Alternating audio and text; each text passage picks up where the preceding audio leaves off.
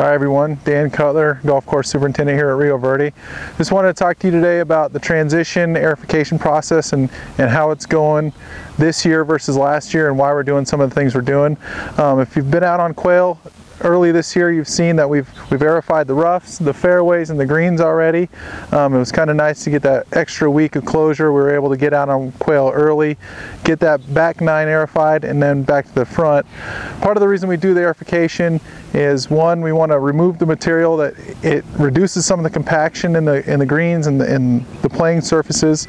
It improves the drainage, and then it also removes thatch. Thatch is essentially a buildup of organic material in the top layer of turf. That's the dying of old roots and leaf tissue that tends to build up. Part of the problem with thatch is it can hold water in that upper surface, especially on the greens. We want to keep them nice and firm.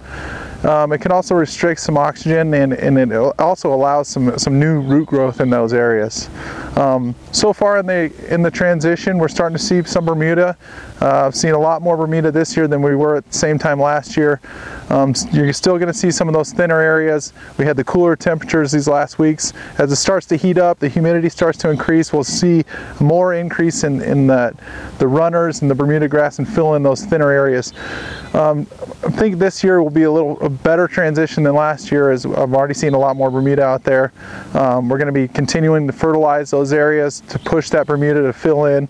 As you know, we sprayed out, so the ryegrass is slowly dying off, and those areas will be more prevalent, as you see when you drive around. But I just want to show you some things up close of what you'll see when you go around the golf course during the transition. So this area on 18 approach on Quail Run is a great example of transition and what to look for. You can see there's some holes here from the aerification. We pulled cores. You can see a lot in here is a lot of this Bermuda grass. The ryegrass is died off from the spray out. So these runners will continue to spread out as the warmer temperatures come, the humidity comes. We'll continue to fert it, keep it wet, and it'll push that Bermuda and the runners to fill in these areas.